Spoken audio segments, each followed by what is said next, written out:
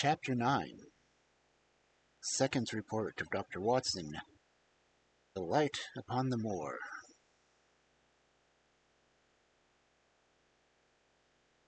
Baskerville Hall, October 15th. My dear Holmes, I was compelled to leave you without much news during the early days of my mission. You must acknowledge that I am making up for lost time, and the events are now crowding thick and fast upon us. In my last report, I ended upon my top note with Barrymore at the window, and now I have quite a budget already which will, unless I am much mistaken, considerably surprise you. Things have taken a turn which I could not have anticipated. In some way, they have, within the last 48 hours, become much clearer, and in some ways they have become more complicated. But I will tell you all, and you shall judge for yourself. Before breakfast, on the morning following my adventure, I went down the corridor to examine the room in which Barrymore had beat upon the night before. The western window through which he had stared so intently was, I noticed, one particularity above all other windows in the house. It commands the nearest outlook on the moor.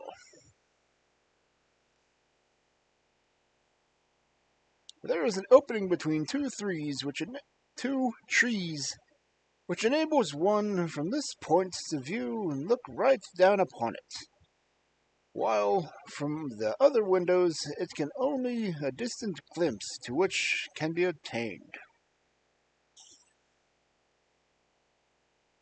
It follows, therefore, that Barrymore, since only this window would have served his purpose, must have been looking out for something or somebody upon the moor. The night was very dark, so that I could hardly imagine how he could have hoped to see anyone. It had struck me that it was possible that some love intrigue was on foot. That would have been accounted for stealthy movements, and also for the uneasiness of his wife. The man is a striking fellow, very well equipped to steal the heart of a country girl, so that this theory seems to have something of support it. That opening of the door, which I had heard after I had returned to my room, might mean that he had gone out to keep some clandestine appointment. So I reasoned with myself in the morning, and I tell you the direction of my suspicions, however much the result may have shown that they were unfounded. But whatever the true explanation of Barrymore's movements might be, I felt that the responsibility of keeping them to myself until I could explain them was more than I could bear. I had an interview with the baronet in the study after breakfast, and I told him all that I had seen. He was less surprised than I had expected. I knew that Barrymore walked about at nights, and I had a mind to speak to him about it. He said, 2 or 3 nights I have heard the steps of the passage coming and going, just about an hour you name. Perhaps then he pays a visit every night to that particular window, said I. Perhaps he does. If so, we should be able to shadow him and see what it is that he is after. I wonder what your friend Holmes would do if he were here. I believe that he would do exactly now what you suggest, I said, and he would follow Barrymore and see what he did. Then we shall do it together. But surely he will hear us. The man is deaf, and in any case we must take our chance of that. We'll sit up in my room tonight and wait until he passes. Sir Henry rubbed his hands with pleasure, and it was evident that he hailed the adventure as a relief to his somewhat quiet life upon the moor. The baronet has been in communication with the architect who prepared the plans for Sir Charles, and with the contractor from London, so that we may expect great changes to begin here soon. There have been decorators and furnitures up to Plymouth, and it is evident that our friend has large ideas, and means to spare no pains or expense to restore the grandeur of his family. When the house is renovated and refurnished, all that he will need will be a wife to make it complete.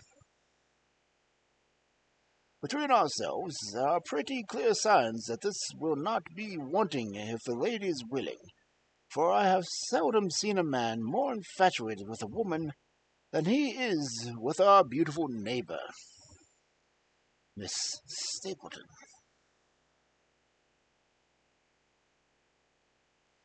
And yet the course of true love does not quite run as smoothly as one would under the circumstances expect. Today, for example, its surface was broken by a very unexpected ripple, which has caused our friend considerable perplexity and annoyance. After the conversation which I have quoted about Barrymore, Sir Henry put on his hat and prepared to go out. As a matter of course, I did the same. "What, are you coming, Watson?" he asked, looking at me in a curious way. "That depends on whether you're going to the Moor," I said. "Yes, I am."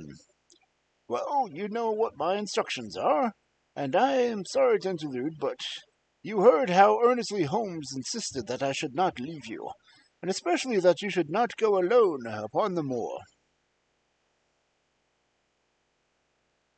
Sir Henry put his hand upon my shoulder with a pleasant smile. "My dear fellow," he said, "Holmes, with all his wisdom, did not foresee some things to overtake him. No, did not foresee some things which have happened since I have been on the moor. You understand me. I am sure that you are the last man in the world who would wish to be a spoilsport.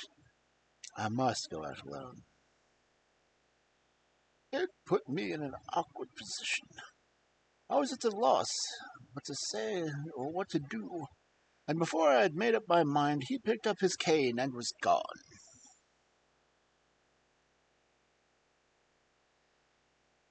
But when I came to think of the matter over, my conscience reproached me bitterly for having on any pretext allowed him to go out of my sight. I imagined what my feelings would be if I had to return to you and to confess that some misfortune had occurred through my disregard for your instructions. I assure you that my cheeks flushed at the very thought. It might not even now be too late to overtake him, so I set off at once in the direction of Merripit House.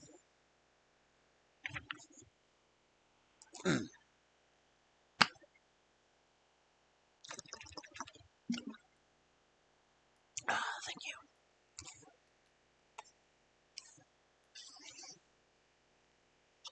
I hurried along the road at the top of my speed without seeing anything of Sir Henry, until I came to the point where the moor path branches off. There, fearing that perhaps I had come in the wrong direction, after all, I mounted the hill from which I could command a view, the same hill which is cut into the dark quarry. Thence I saw him at once. He was on the moor path about a quarter of a mile off, and a lady was by his side who could only be Miss Stapleton. It was clear that there was already an understanding between them, and that they had met by appointment.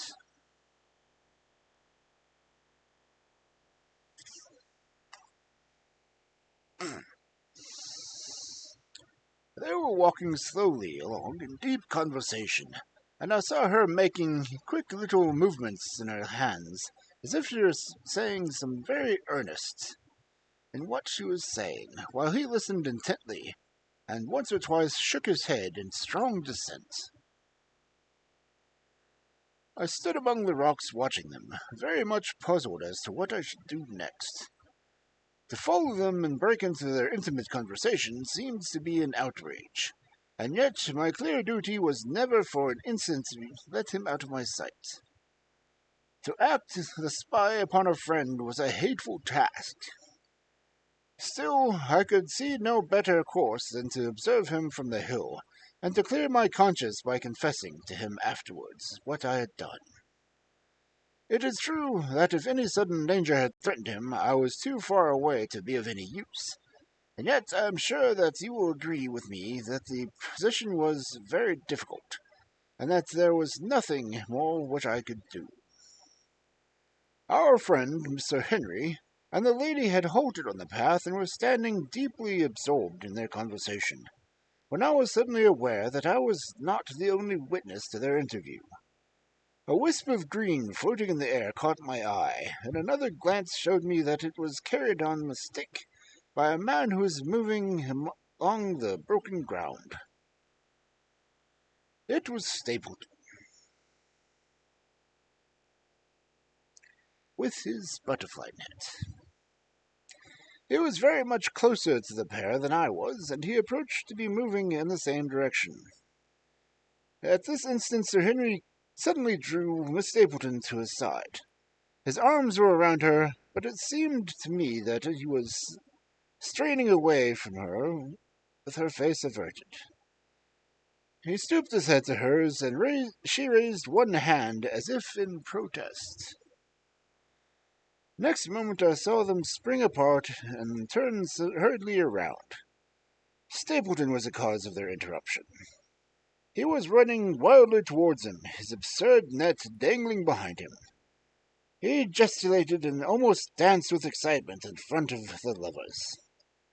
What the scene meant I could not imagine, but it seemed to me that Stapleton was abusing Sir Henry, who offered explanations, which became more angry as the other refused to accept them. The lady stood by in haughty silence. Finally Stapleton turned upon his heel and beckoned in a peremptory way to his sister, who, after an irresolute glance at Sir Henry, walked off by the side of her brother. The naturalist's angry gesture showed that the lady was included in his displeasure. The baronet stood for a moment long looking after them. Then he walked slowly back the way that he had come, his head hanging, the very picture of dejection. What all this meant I could not imagine, but I was deeply ashamed to have witnessed so intimate a scene without my friend's knowledge. I ran down the hill, therefore, and met the baronet at the bottom. His face was flushed with anger, and his brows were wrinkled, like one who was at his wit's end on what to do. "Hello, Watson. Where have you dropped from?" said he. "You didn't mean to say that you came after me in spite of it all." I explained everything to him, and how I had found it impossible to remain behind, how I had followed him, and how I had witnessed all that had occurred. For an instant his eyes blazed at me, but my frankness disarmed his anger, and he broke at last into a rather rueful laugh. "You would have thought the middle of the prairie a fairly safe place for a man to be in private," he said. "But by thunder, the whole countryside seems to have been out to sea with me and my wooing, and a mighty poor wooing at that." "Where had you engaged a seat?" "I was on that hill." "Quite in the back row, eh?" But her brother was well up to the front. "Did you see him come out on us?" "Yes, I did." "Did he ever strike you as being crazy, that brother of hers?" "I can't say that he ever did." "I dare say not. I always thought of him sane enough until today. But you can take it from me that either he or I ought to be in a straitjacket." "What's the matter with me, anyhow? You've lived near me for some weeks, Watson. Tell me straight now. Is there anything that prevent me from making a good husband to a woman that I loved?" "I should say not." We can't object to my worldly positions, so it must be myself that he has his down on. What has he against me? I never hurt man or woman in my life that I know of, and yet he would not so much as let me touch the tips of her fingers.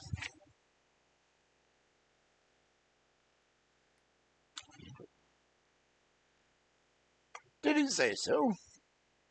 Yeah, that and a deal more. I tell you, Watson, I've only known her these few weeks, but from the first I've just felt that she was made for me, and she too. She was happy when she was with me, and that I'll swear. There's a light in the woman's eyes that speaks louder than words. But he has never let us get together, and it was only today for the first time that I had the chance of having a few words with her alone. She was glad to meet me, but when she did it, it was not love that she would talk about. And she wouldn't have let me talk about it either, if she could have stopped it. She kept coming back to it is that this place is a place of danger, and that she would never be happy until I had left it. I told her that since I had seen her, I was in no hurry to leave it, and if she really wanted me to go, the only way to work it was for her to arrange to go with me. With that, I offered her as many words to marry her. But before she could answer, down came this brother of hers, running at us with a face on him like a madman. He was just white with rage, and those light eyes of his were blazing with fury. What was I doing with the lady? How dared I offer her attentions which were distasteful to her? How did I think that because I was a baronet I could do what I liked? If he had not been her brother, I would have shown him better how to answer them. As it was, I told him that my feelings towards his sister were such as I was not ashamed of, and that I hoped that she would honor me by becoming my wife. That seemed to make the matter no better. So then I lost my temper too, and I answered them rather more hotly than I should have, perhaps, considering that she was standing by.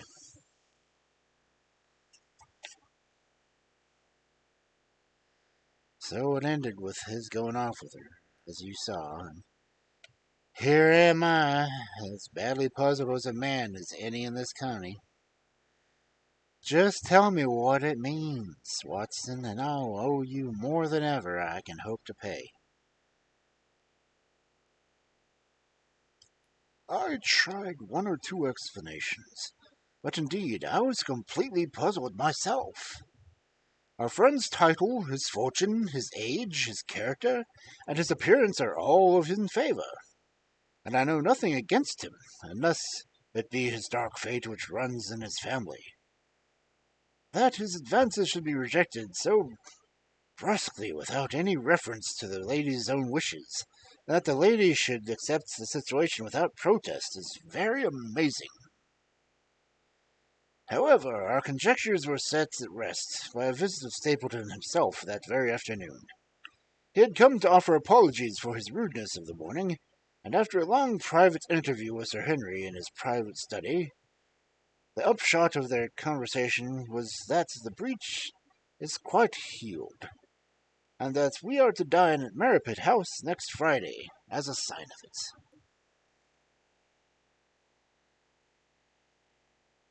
I don't say now that he isn't a crazy man, said Sir Henry. I can't forget the look in his eyes when he ran at me this morning. But I must allow that no man could make a more handsome apology than he has done. Did he give any explanation of his conduct? His sister is everything in his life, he says. That is natural enough, and I am glad that he should understand her value. They have always been together, and according to his account, he has been a very lonely man, with her as his only companion. So the thought of him losing her was really terrible to him. He had not understood, he said, that I was becoming attached to her. But when he saw with his own eyes that it really was so, and that she might be taken away from him, it gave him such a shock. And for a time he was not responsible for what he said or did. He was very sorry for all that had passed, and he recognized how foolish and how selfish it was that he should imagine that he could hold a beautiful woman like his sister to himself for her whole life. If she had to leave him, he'd rather it be to his neighbor like myself than to anyone else. But in any case, it was a blow to him, and it would take him some time before he could prepare himself to meet it. He would withdraw all opposition upon his part if I would promise for 3 months to let the matter rest and to be content with cultivating the lady's friendship during that time without claiming her love. This I promised, and so the matter rests.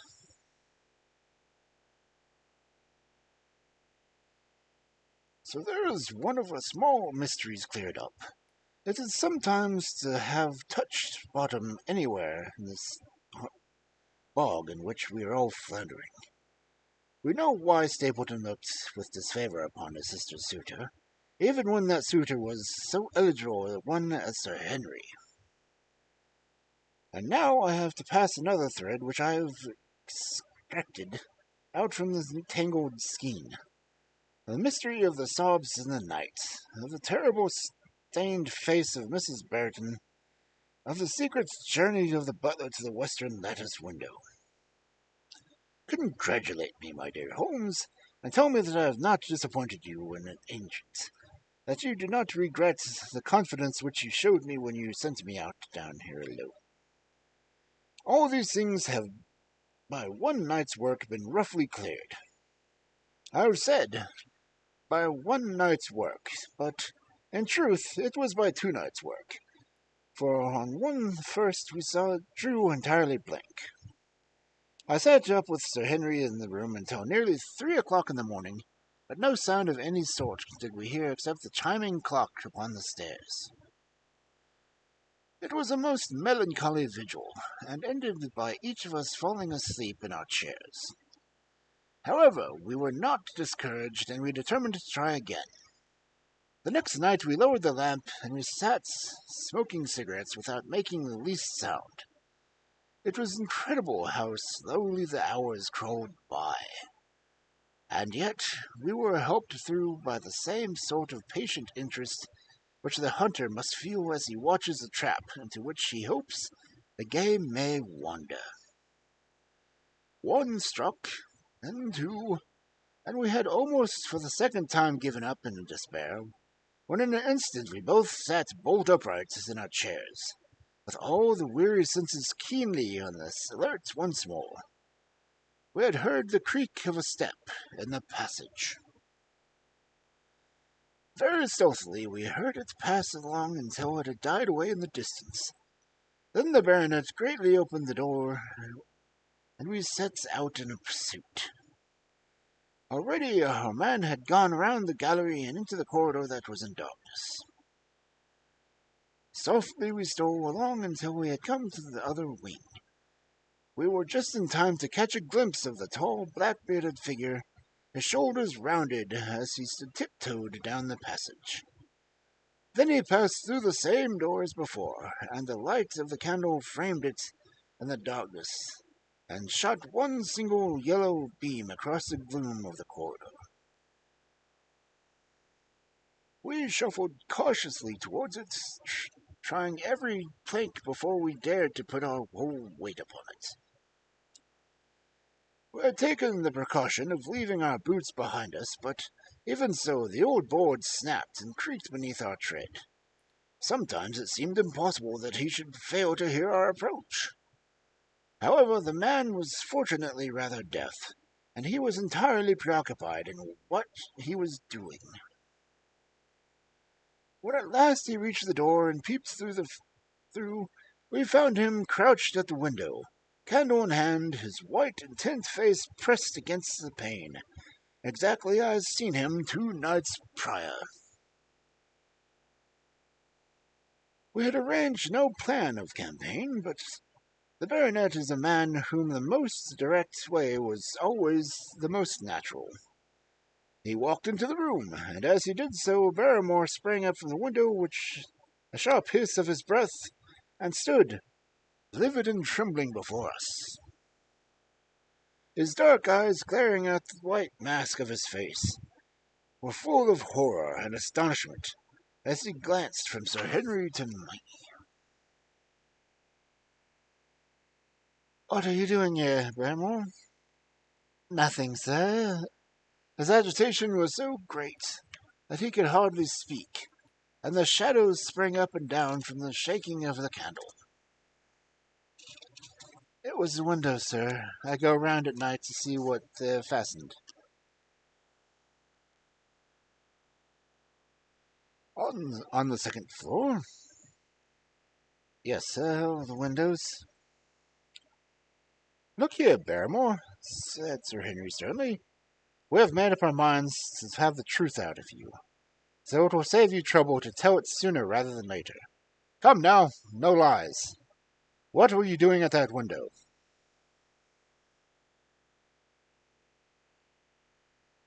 The fellow looked at us in a hopeless way, and he wrung his hands together like one who was in the last extremity of doubt and misery. "I was doing no harm, sir. I was holding the candle to the window." "And why were you holding the candle to the window?" "Don't ask me, Sir Henry, don't ask me. I give you my word, sir, that it is not my secret, and that I cannot tell it. If it concerned no one but myself, I would not try to keep it from you." A sudden idea occurred to me, and I took the candle from the window-sill, where the butler had placed it. "It must have been holding it as a signal," I said. "Let us see if there is an answer." I held it as he had done, then stared out into the darkness of the night. Vaguely, I could discern the black bank of the trees and the lighter expanse of the moor, for the moor was behind the for the moon was behind the clouds. And then I gave a cry of exultation, for a tiny pinpoint of yellow light had suddenly transfixed in the dark, and slowly glowed steadily in the center of the black square, framed by the window.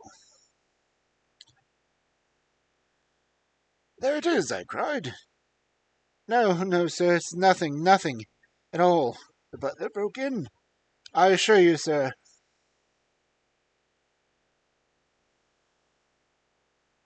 "Move your light across the window, Watson," cried the baronet. "See if the other moves also. Now, you rascal, do you deny that it is a signal? Come, speak up. What is your confederate out there on to? What is this conspiracy to do going on?"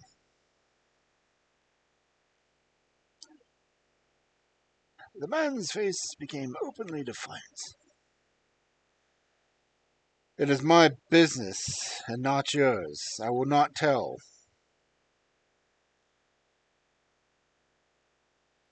"Then you will leave my employment right away." "Very good, sir. If I must, I must." "And you go in disgrace, by thunder. You may as well be ashamed of yourself. Your family has lived with mine for over 100 years under this roof, and here I find you deep in some dark plot against me." "No, no, sir, not against you." It was a woman's voice, Mrs. Barrymore. Paler and more horror-struck than her husband, was standing at the door. Her bulky figure in a shawl and skirt might have been comic, were it not for the intensity of feeling upon her face. "You have to go, Lisa. This is the end of it. You can pack your things," said the butler. "Oh, John, John, have I brought you to this? This is my doing, Sir Henry. all mine. He has done nothing except for my sake, and because I asked him. Speak out, then. What does it mean?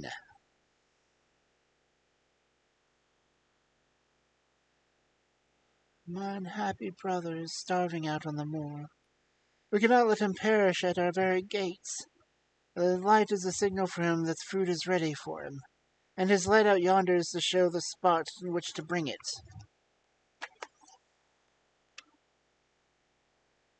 Then your brother is? The escaped convict, sir. Selden, the criminal. That's the truth, sir, said Barrymore. I said it was not my secret, and that I could not tell it to you. But now you have heard it, and you will see that there was no plot, and there was not against you. This, then, was their explanation to the stealthy expeditions at night, and the light at the window. Sir Henry and I both stared at the woman in amazement. It was possible that this doubtedly respectable person was of the same blood as one of the most notorious criminals in the country.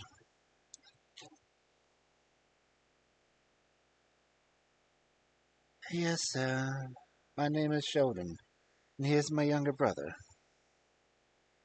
We humored him too much when he had his lad, and gave him to on his way everything until he came to think that the world was made for his pleasure, and that he could do what he liked with it.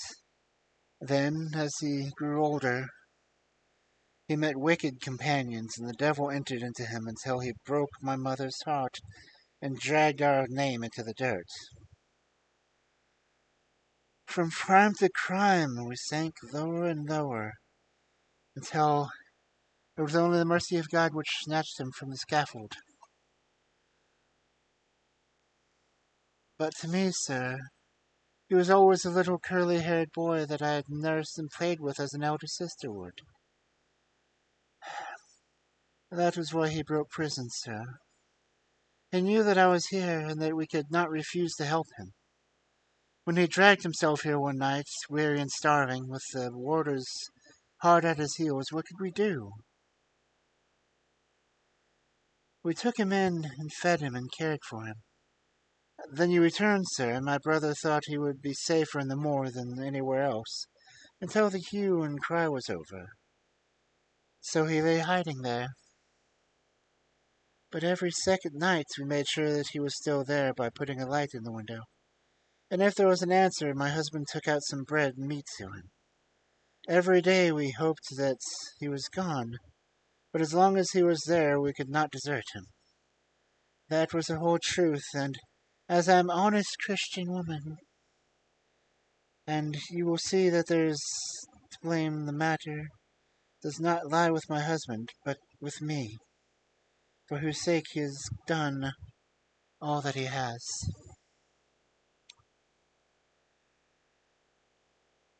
The woman's words came with an intense earnestness, which carried conviction in them. Is this true, Barrymore? Yes, sir, Henry, every word. Well, I cannot blame you for standing by with your own wife. Forget what I've said. Go to your room, you two, and we shall talk further about this matter in the morning.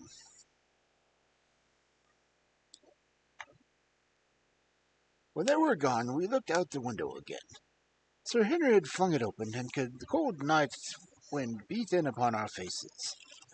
Far away in the black distance, there still glowed that one tiny point of yellow light. I wonder, he dares, said Sir Henry. It may be so placed as to be only visible from here.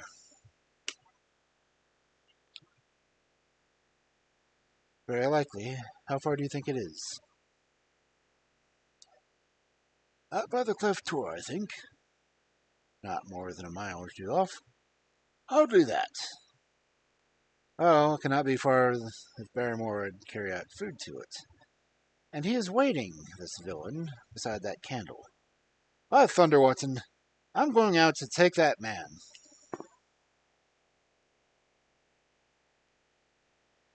The same thought had crossed my own mind. It was not as if the Barrymores had taken us into their confidence. Their secret had been forced from them. The man was a danger to the community, and unmitigatedly scoundrel, from whom there was neither pity nor excuse. We were only doing our duty and taking a chance of putting him back where he could do no harm. With its brutal and violent nature, others would have to pay the price if we held our hands. One night, for example, our neighbors, the Stapletons, might have been attacked by him, and it may have been the thought of which made Sir Henry so keen on the adventure. "I will come," said I. "Then the revolver, and put on your boots. The sooner we start, the better. And the fellow may put out his light and be off." In 5 minutes we were outside the door, starting upon our expedition. We hurried through the dark shrubbery amid the dull moaning of the autumn wind and the rustle of the falling leaves. The night air was heavy with the smell of damp and decay. Now and again the moon peeped out for an instant, but the clouds were driving over the face of the sky. And just as we came out of the moor, the thin man began to fall. The light still burned steadily in front. "Are you armed?" I said. "I have a hunting crop."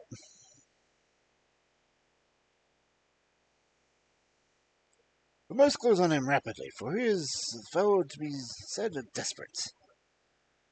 I shall take him by surprise and have him at our mercy before he can resist." "I say, Watson," said the baronet, "what would Holmes say to this? How about that hour of darkness in which the power of evil is exalted?" As if in answer to his words, there rose suddenly out of the vast gloom of the moor a strange cry, which I had already heard upon the borders of the great Grimpet mine. It came with the wind through the silence of the night, a long, deep mutter, then a rising howl, and then the sad moan in which it died away. Again and again it sounded. The whole air throbbed with it, strident, wild, and menacing. The baronet caught my sleeve, and his face glimmered white through the darkness. "Good heavens, what was that, Watson?" "I don't know. It's a sound they have on the moor. I've heard it once before."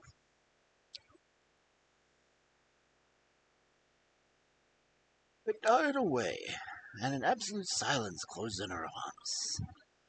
We stood straining our ears, but nothing came.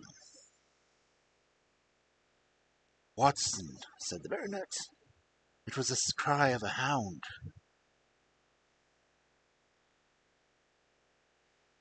My blood ran cold in my veins, for there was a break in his voice which told me the sudden horror which had seized it.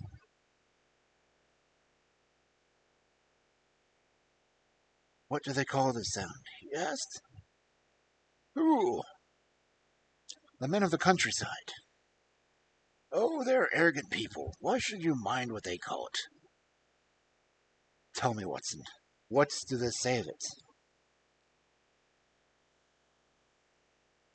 I hesitated, but I could not escape the question. "They say it's his cry of the Hound of the Baskervilles." He groaned and was silent for a few moments. "The hound it was," he said at last, "but it seemed to come from miles away. Over yonder, I think." "It's hard to say from whence it came." "It rose and fell with the wind. Isn't that the direction of the great Grimpet mire?"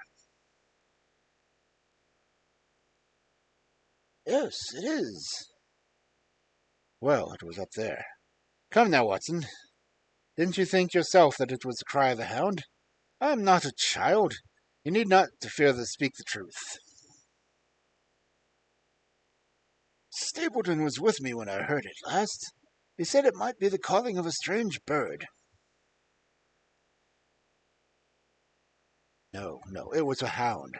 My God, can be there some truth in these stories? Is it possible that I'm really in danger from so dark a cause? You don't believe it, do you, Watson? No, no. And yet, it was one thing to laugh about in London, and it is another to stand out in the darkness of the moor and to hear such a cry as that. And my uncle! There was a footprint in the helmet of the hound beside him as he lay. It all fits together. I don't think I am a coward, Watson, but that sound seemed to freeze my very blood. Feel my hand. It was as cold as a block of marble. You'll be all right tomorrow. I don't think I'll get that cry out of my head. What do you advise we do, Watson?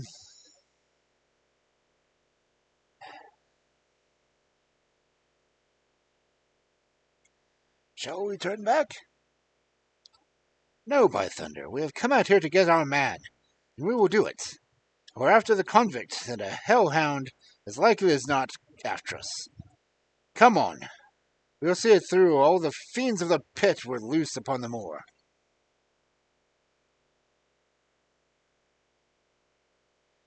We stumbled slowly along in the darkness, with the black loom of the craggy hills around us, and the yellow speck of light burning steadily in front. There is nothing so deceptive as the distance of a light upon a pitch-black night, and sometimes the glimmer seems to be far away upon the horizon, and sometimes it might be within a few yards of us. But at last, when we could see whence it came, and then we knew that we were indeed very close. The guttering candle was stuck in a crevice of the rocks, which flanked on the side to keep the wind from it. Also to prevent it from being visible, save for the direction of the Baskerville Hall. A boulder of granite concealed our approach, and crouching behind it, we gazed over at it, the signal light. It was strange to see the single candle burning in the middle of the moor, with no sign of life near it. Just the one single yellow flame, and the gleaming of the rock on each side of it. "What shall we do now?" whispered Sir Henry. "Wait here. We must be near his light. Let us see if we can get a glimpse of him." The words had hardly been out of my mouth when we both saw him. Over the rocks in the crevice of which the handle burned, there was thrust an evil yellow face, a terrible animal face, all seamed and scored with vile passions, foul with mire and a bristling beard and hung with matted hair. It might have belonged to one of those old savages who dwelt in the barrows on the hillsides. The light beneath him was reflected into his small, cunning eyes, which pierced fiercely to the right and left through the darkness, like a crafty and strange animal who had heard the steps of hunters. Something had evidently aroused his suspicions. It might have been that Barrymore had some private signal which he had neglected to give. Or the fellow may have had some other reason for thinking that all was not well. But I could read the fear upon his wicked face. Any instant he might dash out of the light and vanish into the darkness. I sprang forward, therefore, and Sir Henry did the same. At the moment, the convict screamed out a curse at us and hurled a rock which splintered against the shoulder which had sheltered us. I caught one glimpse of his short, squat, strongly built figure as he sprang to his feet and turned to run. At the same moment, by a lucky chance, the moon broke through the clouds. We rushed over to the brow of the hill, and there was our man, running with great speed down the other side, springing over stones in his way with the activity of a mountain goat.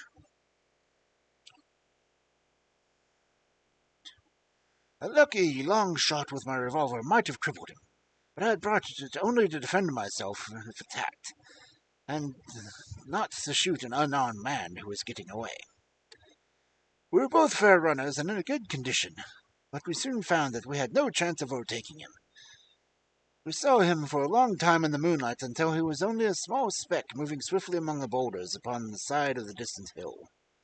We ran and ran until we were completely blown, but the space between us grew ever wider. Finally we stopped and sat panting on two rocks while we watched him in the distance disappearing.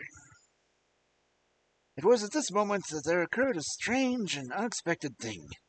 We had risen from our rocks and turning to go home, having abandoned the hopeless chase.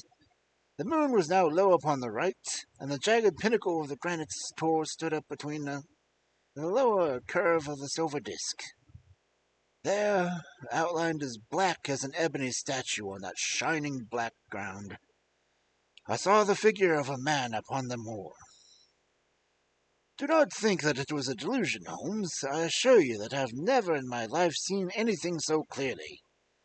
As far as I could judge, the figure was that of a tall, thin man. He stood with his legs a little separated, his arms folded, his head bowed, and as if he were brooding over that enormous wilderness of peat and granite which lay before him. He might have been the very spirit of the terrible place. It was not the convict. This man was far from the place where the latter had disappeared. Besides, he was a much taller man. With a cry of surprise, I pointed at him with the baronet's, but the instant which I had turned to grasp his arm, the man was gone. There was a sharp pinnacle of granite still cutting the lower edge of the moon, but its peak bore no trace of that silent and motionless figure. I wished to go in that direction to search for the tor, but it was some distance away. The baronet's nerves were still quivering from that cry, which recalled the dark story of his family, and he was not in the mood for fresh adventures. He had not only seen the lonely man upon the tor, and could not feel the thrill of his strange presence, and his commanding attitude of given to me. "A warder, no doubt," he said. "The Moor has been thick with them since the foe escaped." "Well, perhaps his explanation may be the right one, but I should like to have some further proof of it. Today we mean to communicate with the Princeton people where they should look for the missing man, and it is a hard lines that we have not actually had the triumph of bringing him back as our own prisoner. Such is the adventures of last night, and you must acknowledge, my dear Holmes, that I have done you very well in the matter of a report. Much of what I tell you is no doubt quite irrelevant, but I still feel that it is best that I should let you have all the facts and leave you to select for yourself those which will be the most service to you in helping you with your conclusions. We are certainly making some progress. So far, Barrymore has gone the way we found the motives of their actions, and that has cleared up the situation very much. But the moor with its mysteries and strange inhabitants remains as inscrutable as ever. Perhaps in my next I may be able to throw some light upon this also. Best of all, it would be if you could come down to us. To be continued.